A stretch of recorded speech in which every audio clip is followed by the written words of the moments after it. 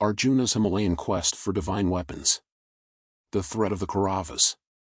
The Mahabharata recounts the great rivalry between the Pandavas and the Kauravas, and it was during their exile in the forest that Yudhishthira, the eldest of the Pandavas, foresaw the necessity of preparing for an eventual war with the Kauravas.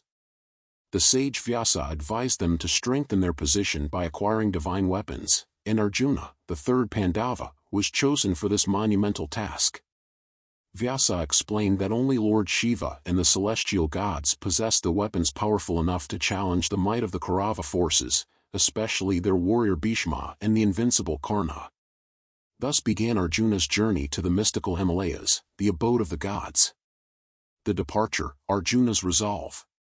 Arjuna prepared for his journey with unwavering determination. He bid farewell to his brothers and Draupadi, vowing to return only after securing the divine weapons necessary to protect their honor. Wearing his armor, wielding his mighty bow Gandiva, and with a quiver of inexhaustible arrows, Arjuna looked like a lion about to ascend a mountain. "Remember, Arjuna," Yudhishthira said, placing his hand on his younger brother's shoulder, "your strength lies not only in your skill but in your humility before the gods. Show devotion, and the heavens will reward you." With these words resonating in his heart, Arjuna set forth, trekking through dense forests, crossing treacherous rivers, and climbing perilous cliffs. The Himalayas loomed ahead, majestic and forbidding, their snow-capped peaks glistening like the crowns of the gods themselves. The encounter with Indra. As Arjuna meditated in the serene solitude of the Himalayas, chanting mantras taught to him by Vyasa, the heavens stirred.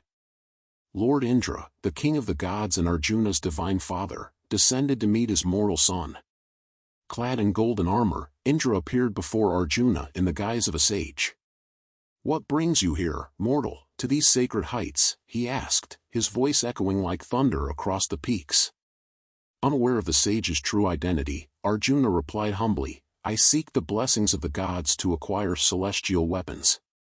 I must protect Dharma and my family against the unjust Kauravas." Impressed by his son's devotion and resolve, Indra revealed his identity. "Arjuna, you have my blessings. But to wield divine weapons, you must first prove your worth. Seek the grace of Lord Shiva, for he holds the Pashupatastra, the weapon that can turn the tide of any battle." With these words, Indra vanished, leaving Arjuna with a renewed sense of purpose. The test by Lord Shiva. Arjuna's austerities grew more intense as he sought to summon Lord Shiva. For days and nights, he stood on one leg, arms raised, meditating in the biting cold. He ate nothing and drank only the snowmelt that trickled down the rocks. The animals of the forest watched him in awe, sensing his unyielding determination. One day, as Arjuna meditated, a fierce boar charged toward him, its tusks gleaming like deadly spears. Sensing danger, Arjuna swiftly drew his Gandiva and notched an arrow. At the same moment, another arrow struck the boar, killing it instantly. Startled, Arjuna turned to see a forest-dwelling hunter standing before him. The hunter, tall and muscular, with eyes like smoldering coals, confronted Arjuna. "That was my prey," he declared. "How dare you claim it?" "This forest is sacred," Arjuna retorted. "No creature can be hunted here without reason. I shot the boar because it threatened my meditation." The hunter laughed, his voice echoing like a storm.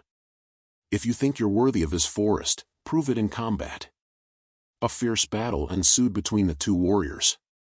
Arjuna unleashed his arrows with unmatched speed, but the hunter countered each one effortlessly. They fought across the rocky terrain, their movements so swift that even the wind seemed to pause in awe. Exhausted, Arjuna finally realized the hunter was no ordinary man. He fell to his knees, folded his hands, and prayed, "O Lord Shiva, if you have disguised yourself to test me, I humbly surrender. Grant me your grace." The hunter smiled and revealed his divine form. Dressed in tiger skin, with a serpent coiled around his neck and a crescent moon adorning his hair, Lord Shiva blessed Arjuna. "Your devotion has pleased me, Arjuna.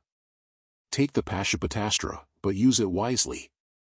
This weapon is powerful enough to destroy the world itself." With a gesture, Shiva placed the celestial weapon in Arjuna's hands, its energy pulsing like a living being. Arjuna bowed low, overwhelmed by the god's generosity. The gifts of the celestial beings. With Shiva's blessings, Arjuna's reputation reached the heavens, and other gods descended to bestow their weapons upon him.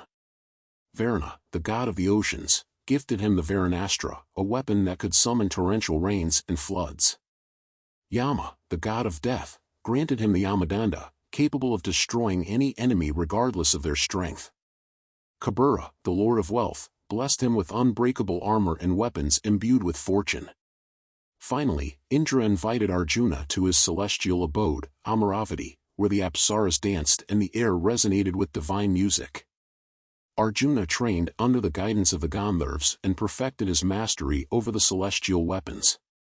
The return to the mortal world. Arjuna spent several years in the realm of the gods, but his heart longed to reunite with his brothers and Draupadi. Indra reminded him, "The weapons you possess now make you one of the most powerful warriors on earth.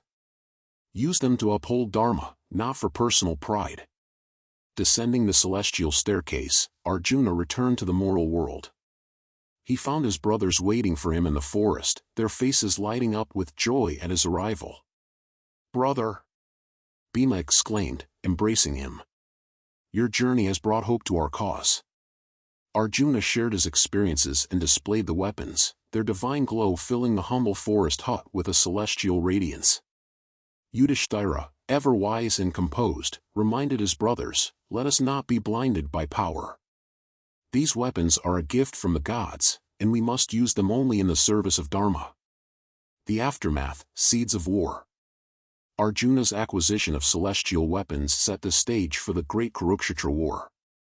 The Kauravas, unaware of his newfound strength, continued their schemes, believing their superior numbers and alliances would secure their victory. But in the Pandavas' camp, a quiet confidence grew. Arjuna, now a warrior blessed by the heavens themselves, stood as their beacon of hope. As the sun set over the Himalayas, Arjuna looked toward the horizon, his resolve unshaken. "The gods have armed me," he thought. "Now it is my turn to honor their trust and protect those who walk the path of righteousness." This story, filled with devotion, trials, and triumphs, illustrates the timeless theme of perseverance and the rewards of unwavering faith. It reminds us that even the greatest warriors must humble themselves before the divine to achieve their true potential.